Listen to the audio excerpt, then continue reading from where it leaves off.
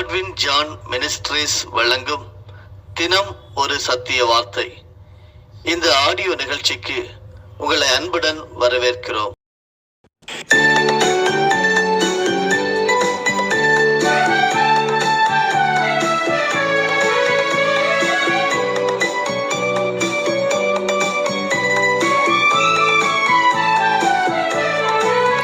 மகிழ்வோம் மகிழ்வோம் தினமாக மகிழ்வோம், இயேசுராஜன் நம் சொந்தமாயினார்.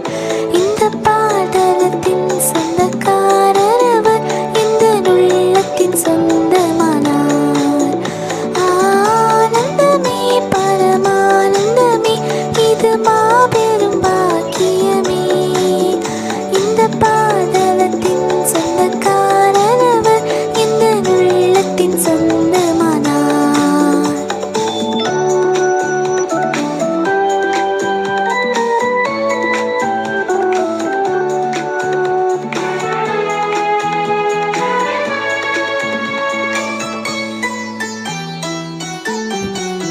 சின்னஞ்சிறு வயதில் என்னை குறித்து விட்டார், தூரம் போயினும் கண்டு கொண்டார். தமது ஜீவனை எனக்கும் அளித்து ஜீவன் பெற்றுக்கொள் என்று உரைத்தார். ஆனந்தமே பரமானந்தமே, இது மாபெரும் பாக்கியமே. இந்த பாதலத்தின் சொந்தக்காரர் அவர், இந்த உள்ளத்தின் சொந்தமானார். Praise the Lord. நம்முடைய பிதாவாகிய தேவனாலும் கர்த்தராகிய இயேசு கிறிஸ்துவினாலும் உங்களுக்கு கிருபையும் சமாதானமும் பெருக கடவது. காட்வின் ஜான் மினிஸ்ட்ரீஸ் தொகுத்து வழங்கும் தினம் ஒரு சத்திய வார்த்தை ஆடியோ நிகழ்ச்சிக்கு உங்களை அன்புடன் வரவேற்கிறோம். இந்த நாளுக்குரிய தியானத்தின் தலைப்பு நற்செயலின் நறுமணம். பரிசுத்த வேதாகமத்தின் ஆதார வசனம் மத்தேயு எழுதின சுவிசேஷம் 26வது அதிகாரம் வசனம் 10. நீங்கள் இந்த ஸ்திரீயை ஏன் தொந்தரவு படுத்துகிறீர்கள்? என்னிடத்தில் நற்கிரியையை செய்திருக்கிறாள். இந்த நாளுக்குரிய வேத பகுதி மத்தேயு 26 வசனங்கள் 6 முதல் 13 வரை படிக்க கேளுங்கள். இயேசு பெத்தானியாவில் குஷ்டரோகியா இருந்த சீமோன் வீட்டில் இருக்கையில் ஒரு ஸ்திரீ விலையேற பெற்ற பரிமள தைலமுள்ள வெள்ளைக்கல் பரணியை கொண்டு வந்து அவர் போஜன பந்தியில் இருக்கும்போது அந்த தைலத்தை அவர் சிரசின் மேல் ஊற்றினாள். அவருடைய சீஷர்கள் அதை கண்டு விசனமடைந்து, இந்த வீண் செலவு என்னத்திற்கு? இந்த தைலத்தை உயர்ந்த விலைக்கு விற்று தரித்திரருக்கு கொடுக்கலாமே என்றார்கள். இயேசு அதை அறிந்து அவர்களை நோக்கி, நீங்கள் இந்த ஸ்திரீயை ஏன் தொந்தரவுப்படுத்துகிறீர்கள்? என்னிடத்தில் நற்கிரியையை செய்திருக்கிறாள். தரித்திரர் எப்போதும் உங்களிடத்தில் இருக்கிறார்கள், நானோ எப்போதும் உங்களிடத்தில் இரேன். இவள் இந்த தைலத்தை என் சரீரத்தின் மேல் ஊற்றினது என்னை அடக்கம் பண்ணுவதற்கு எத்தனமான செய்கையாய் இருக்கிறது. இந்த சுவிசேஷம் உலகத்தில் எங்கெங்கே பிரசங்கிக்கப்படுமோ அங்கங்கே இவளை நினைப்பதற்காக இவள் செய்ததும் சொல்லப்படும் என்று மெய்யாகவே உங்களுக்கு சொல்லுகிறேன் என்றார். நற்செயலின் நறுமணம். ஆண்டவராகிய இயேசு கிறிஸ்து இந்த உலகத்திலே ஊழியம் செய்த நாட்களிலே ஒரு எடுத்துக்காட்டாக, ஒரு மாதிரியாக நம் அனைவருக்கும் வாழ்ந்து காண்பித்தார். யாரை போல நீங்கள் மாற வேண்டும் என்று சொல்லி ஒருவர் உங்களிடம் கேட்டால், நான் இயேசுவை போல குணாதிசயம் படைத்தவனாக மாற வேண்டும். ஏனென்றால் அவர் செய்த செய்கைகளிலே, நடந்த வாழ்க்கையிலே ஒரு குறையும் குற்றமும் கண்டுபிடிக்க முடியாது. யூதர்கள், யூத தலைவர்கள், ஆசாரியர்கள் அவரிடம் ஏதாவது குற்றத்தை கண்டுபிடித்து விடலாமா என்று சொல்லிதான் கங்கணம் கட்டிக்கொண்டு அவர் செல்கின்ற இடத்தில் எல்லாம் சென்று அவர் செய்கின்ற செய்கையிலே குற்றம் கண்டுபிடிக்க துவங்கினார்கள். ஒன்றும் எடுபடவில்லை, எல்லாம் பொய்த்து போயிற்று. அருமையானவர்களே, இந்த பகுதியிலே நாம் பார்க்கிறோம், ஆண்டவராகிய இயேசு கிறிஸ்து மத்தேயு 26:6 சொல்லப்பட்டிருக்கிறது, இயேசு பெத்தானியாவில் குஷ்டரோகியா இருந்த சீமோன் வீட்டில் இருக்கையில் என்று ஏழை எளியவர்களை, தொழு நோயாளிகளை, சமூகம் புறக்கணிக்கப்பட்ட மக்கள் மத்தியிலே ஆண்டவர் இயேசு கிறிஸ்து உலா வந்தார். சீமோன் என்கிற தொழு நோயாளியுடைய வீட்டிலே தங்கினார் என்று சொல்லி பார்க்கிறோம். உங்களுடைய வாழ்க்கை எப்படி இருக்கிறது? யாருடைய வீட்டிலே நீங்கள் தங்குகிறீர்கள்? யாரோடு உறவு வைத்துள்ளீர்கள்? சமூகத்திலே, குடும்பத்திலே, சபைகளிலே, நாட்டிலே புறக்கணிக்கப்பட்ட மக்களோடு உங்களுடைய காரியம் இருக்கிறதா என்கிறதை நீங்கள் ஆராய்ந்து பார்க்க வேண்டும். பூந்தோட்டங்களில் பூக்கள் மலரும் போது வீசும் வாசனை எல்லோரையும் மகிழ்விப்பதாய் அமைகிறது. ரீங்காரமிடும் வண்டுகளும் தேனீக்களும் வாசனை மிகுந்த இந்த பூக்களிலிருந்து தேனை பருகுவதற்காக நாடி வருகின்றன. இவ்விதமாய் நறுமணம் நற்செயலோடு தொடர்பு பட்டிருக்கிறது. இந்த தியான பகுதியிலே பாஸ்கா விழா வர 6 நாளைக்கு முன்னே பெத்தானியாவில் நடைபெற்ற நறுமண தைலம் பூசு நிகழ்வு எல்லா நற்செய்தி நூல்களிலும் சொல்லப்பட்டுள்ளது. பெத்தானியாவில் நடைபெற்ற நிகழ்வு இது. ஒலிவமலையின் சரிவுகளில் எருசலேமுக்கு கிழக்காக சுமார் 3 கிலோமீட்டர் தூரத்தில் இந்த கிராமம் பெத்தானியா இருக்கிறது.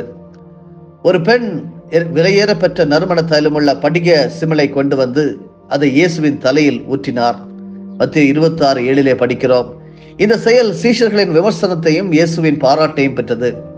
இந்த நற்செய்தி உலகத்தில் எங்கெல்லாம் அறிவிக்கப்படுமோ அங்கே இவர் செய்ததும் எடுத்து கூறப்படும், இவரும் நினைவு கூறப்படுவார் என்று அங்கே இயேசு குறிப்பிடுகிறார் மத்திய 26:13. ஆகவே இந்த பெண் வழியாக நாம் கற்றுக்கொள்ளும் சில பாடங்களை சுருக்கமாக என்று சிந்திப்போம். 2 தலைப்புகளிலே. முதலாவது தலைப்பு, அன்பின் அடையாள செயலாக இந்த செயல் அமைந்தது. மத்திய 26:7 சொல்லுகிறது, ஒரு ஸ்திரீ விலையேற பெற்ற பரிமள தைலம் உள்ள வெள்ளைக்கல் பரணியை கொண்டு வந்து அவர் போஜன பந்தியில் இருக்கும்போது அந்த தைலத்தை அவர் சிரசின் மேல் ஊற்றினாள் என்று. கேட்டுக்கொண்டிருக்கிறவர்களே, இந்த தைலம் 300 பணத்திற்கு அதிகமான விலை பெறும் ஒரு வாசனை திரவியம். ஒரு பணம் என்பது ஒரு வேலைக்காரரின் ஒரு நாள் கூலியாகும். அப்படியானால் இந்த தைலத்தின் மதிப்பு ஏறக்குறைய ஒருவரின் ஓராண்டு கூலிக்கு சமம். ஓராண்டு முழுவதும் சேமிக்கப்பட்ட ஒருவரின் சம்பளம் விரயம் செய்யப்பட்டிருக்கிறது என்கிற விமர்சனம் இங்கே முன்வைக்கப்படுகிறது. ஆனால் இந்த செயல் அதிக அன்பு செய்வதற்கான அடையாள செயலாக லூக்கா 7:43 சொல்லப்பட்டிருக்கிறது. எவனுக்கு அதிகமாய் மன்னிக்கப்படுகிறதோ அவனே அதிக அன்பாய் இருப்பான் என்றார். ஆண்டவருக்கு அதிகமாய் கடன்பட்டது நிமித்தம் அவரில் அதிகமாய் அன்பு கூறுவதற்கான அடையாள செயலே இந்த செயல். அன்பை பணத்தால் அளவீடு செய்தல் இயலாது. ஆயினும் விலையேற பெற்ற பொருட்கள் அன்பை வெளிப்படுவதற்கு அடையாளமாக உபயோகப்படுத்தப்பட முடியும். இன்றைய வாழ்க்கையிலும் அநேகர் அன்பு கூறுவதற்காக அடையாள செயல்களிலே பணத்தை அல்ல, சில விலையேற பொருட்களை நாம் வெகுமதியாக மற்றவர்களுக்கு கொடுக்கிறோம். நம்முடைய ஆத்மா விலையேற பெற்றது. அருமையானவர்களே, நாம் ஆண்டவரிடத்தில் அதிக அன்பு செய்வதன் மூலம்தான் இந்த விலையேற பெற்ற ஆத்மாவை ஆண்டவருக்கு ஒப்புக் கொடுக்க முடியும். இதற்கு அடையாளமாக சிறிதும் பெரிதுமான எதை செய்தாலும் அது ஆண்டவரிடத்தில் நாம் செலுத்தும் அன்பிற்கு ஈடாகாது.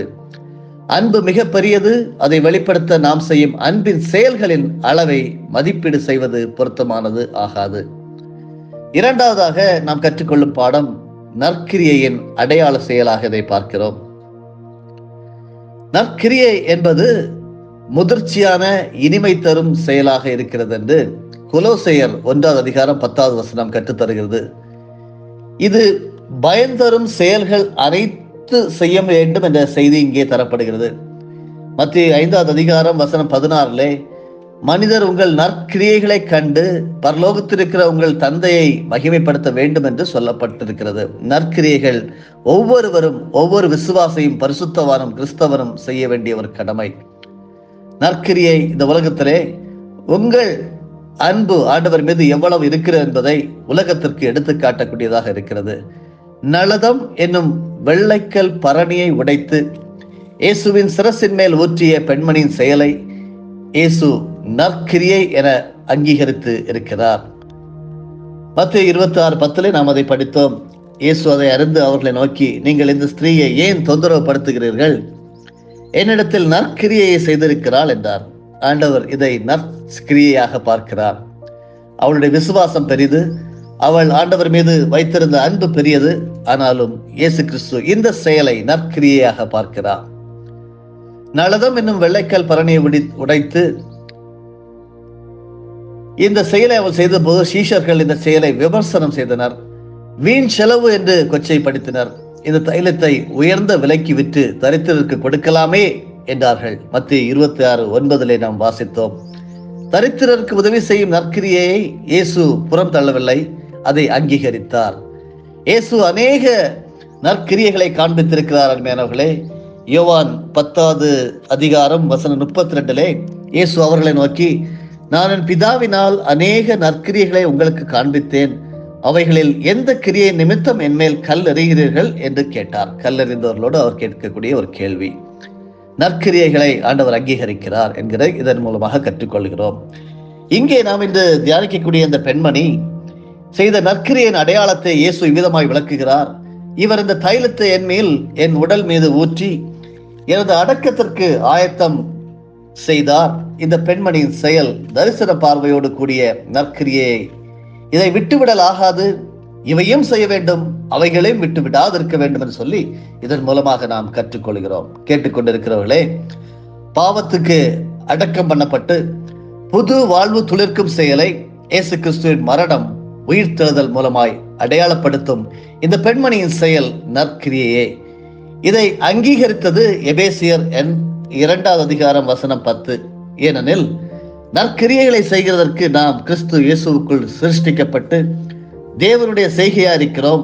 அவைகளில் நாம் நடக்கும்படி அவர் முன்னதாக அவைகளை ஆயத்தம் பண்ணி இருக்கிறார் என்று எழுதப்பட்டிருக்கிறது. இங்கே சொல்லப்பட்டிருக்கிறபடி நற்கிரியை செய்வதற்கு நாம் கிறிஸ்துவுக்குள் படைக்கப்பட்டிருக்கிறோம் என ஒவ்வொரு கணமும் நான் நினைத்து நற்கிரியை செய்கிறவர்களாக வாழ்வோம். ஆண்டவருடைய ஆசீர்வாதத்தை தொடர்ந்து பெற்றுக்கொண்டே இருப்போம்.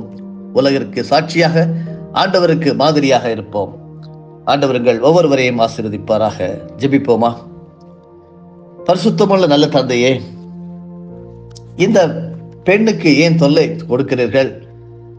அவர் எனக்கு செய்தது முறையான செயலே என்று மத்திய 26:10 கற்றுத்தந்தீர். ஸ்தோத்திரம் ஆண்டவரே.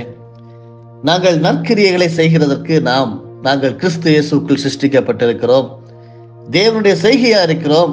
அவைகளில் நாங்கள் நடக்கும்படி நீர் எங்களை முன்னதாக ஆயத்தம் பண்ணியிருக்கிறதற்காக ஸ்தோத்திரம். கேட்டுக்கொண்டிருக்கிற ஒவ்வொரு பரிசுத்தவான்களுக்கும் நற்செயலின் நறுமணங்களை கற்றுக் கொடுக்கிறதுக்காக நன்றி.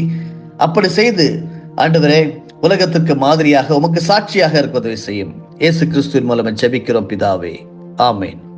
என் ஆத்துமாவே கர்த்தரை ஸ்தோத்தரி, என் முழு உள்ளமே அவருடைய பரிசுத்த நாமத்தை ஸ்தோத்தரி.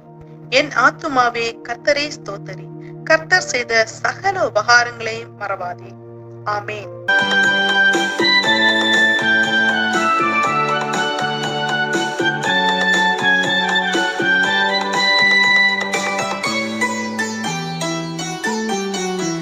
இந்த சூழ்நிலையும் அவர் அன்பினின்று என்னை பிரிக்காது காத்துக் கொள்வார். என்னை நம்பி அவர் தந்த பொறுப்பதனை அவர் வரும் வரை காத்துக் கொள்வேன். ஆனந்தமே பரமானந்தமே, இது மாபெரும் பாக்கியமே. இந்த பாதலத்தின் சொந்தக்காரர் அவர், இந்த உள்ளத்தின்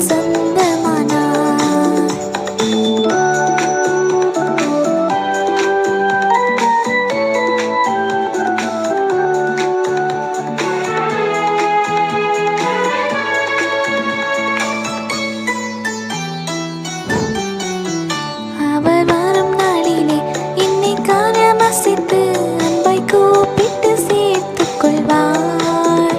அவர் சமூகமதில் அங்கே அவருடனே ஆடி பாடி மகிழ்ந்திடுவேன்.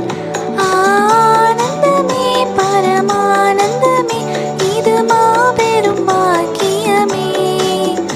இந்த பாதலத்தின் சொந்தக்காரர் அவர், இந்த உள்ளத்தின் சொந்தமானார்.